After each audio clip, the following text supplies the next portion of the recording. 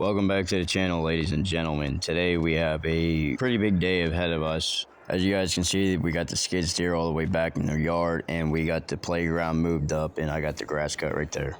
Yeah, back to the skid steer here with the mulcher on the front. As you can see, we have now a gate right here. It's because we have a pretty big project that's going to happen for the next week, probably, if not 2 weeks. We bought extra property in the back of my house because, like I said, we have a special project. But anyways, as you can see, we got the trailer attached to our wife's Chevy Silverado here. So I'm just taking it and going to the dealership and buying a brand new toy. Now, what we are buying is very limited edition and rare. It's a Lizard Banshee 350. Now, this 350 Banshee is actually bored over. It's bored over to 500, so that's like, what, an extra 200 cc. But at any rate, I really don't want to get pulled over, right? So I'll catch you guys at the dealership or back home. I'm actually very excited to test out this Banshee when we get back home, but let's go ahead and check her out. Woo-hoo-hoo-hoo. Oh man, look at that. Very, very sick Banshee here, man. I told you guys this thing looks sick. It's kind of rare as well, so yeah, let's go ahead and put her up on the trailer and take her back home. We could probably take her for a spin.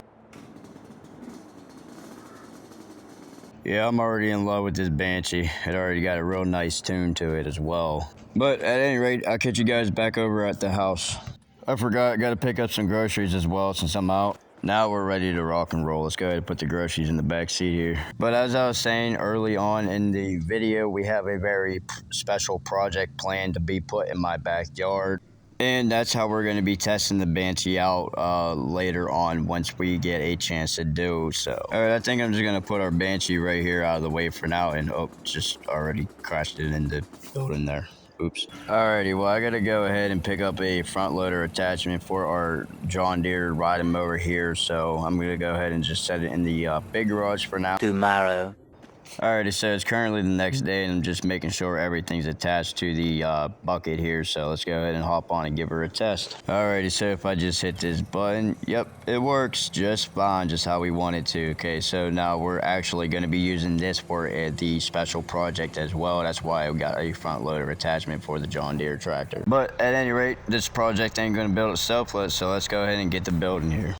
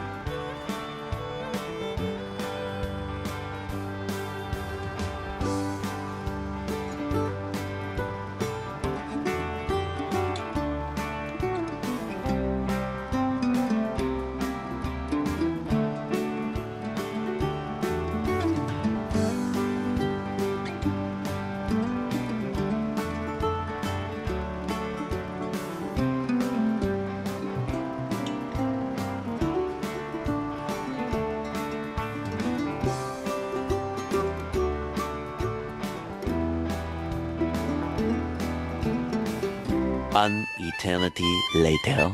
So literally it's been about a month now and we just got everything done. And when I say we, I mean me and the neighbor kid who wants to use this as well. Now you guys are in for a treat here. Now as you guys can tell, we're in the shop area, and if you've seen over there, that was my main entrance for me and myself. Now if we come all the way down here to this gravel pad here, or not a gravel pad, it's a main entrance to the track as well, because I'm thinking about renting this part out as well.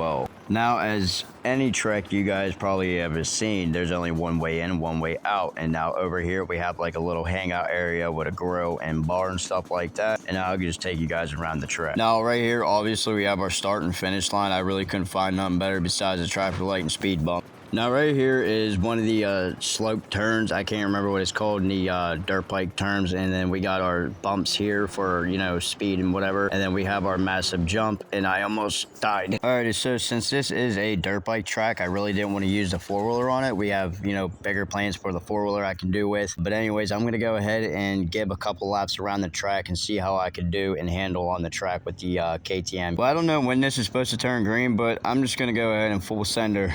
Alrighty, we're coming up on the first turn here. Got to make sure to slow down just a little bit, not too much. We executed that jump actually really good. That I was more worried about the jump than anything, to be honest. Alright, let's go ahead and make another lap around. Oh, look.